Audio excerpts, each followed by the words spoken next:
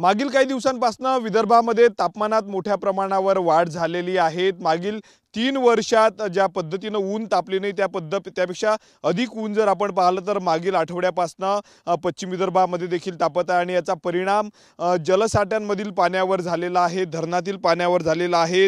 मोठ्या प्रमाणावर उष्णता असल्याने ऊन तापत असल्याने जलसाठ्यामधलं पाणी जे आहे ते झपाट्याने कमी होत आहे।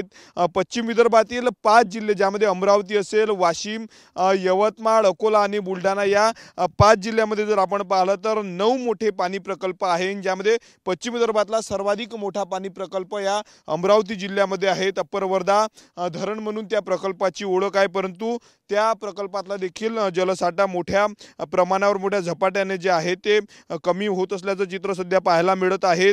पश्चिम विदर्भातील 9 मोठ्या प्रकल्पामध्ये आता अवघा 45.67% इतका जलसाठा शिल्लक राहिला आहे। तर मोठ्या प्रमाणावर जे मोठे असेल किंवा मध्यम आणि लघु प्रकल्पामध्ये 42.76% पाणीसाठा सध्या शिल्लक आहे। तशाच पद्धतीने पुढे देखील उन्हाळा तापला तर जलसाठ्यांमध्ये मोठ्या प्रमाणावर घट होऊन शेतीचा पाण्याचा प्रश्न असेल किंवा मग उद्योग आणि इतरही प्रश्न जे आहे पाण्याचे प्रश्न निर्माण होण्याची शक्यता आहे। अनेक गावांमध्ये जे आहे ते टँकरने पाणी पुरवठा करावा लागू शकतो।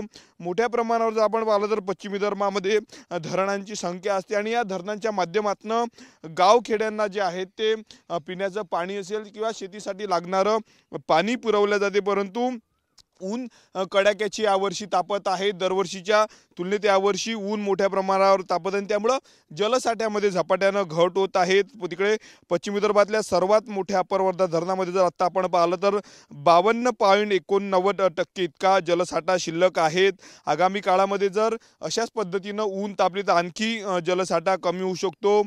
वेगवेगळ्या भागामध्ये जे आहे ते संपूर्ण हे धरण आहेत आणि या धरणाच्या माध्यमातून पाण्याचा साठा केला जातो, परंतु ऊन ज्या पद्धतीने तापते त्यामुळे बाष्पीभवनात झपाट्याने वाढ झालेली आहे, त्यामुळे पश्चिम विदर्भातील जलसाठ्यांमध्ये पाणी जे आहे ते झपाट्याने कमी होत आहे। कॅमेरामन अनिकेत दहातोंडेसह मी स्वप्नील उमप, TV9 मराठी, अमरावती।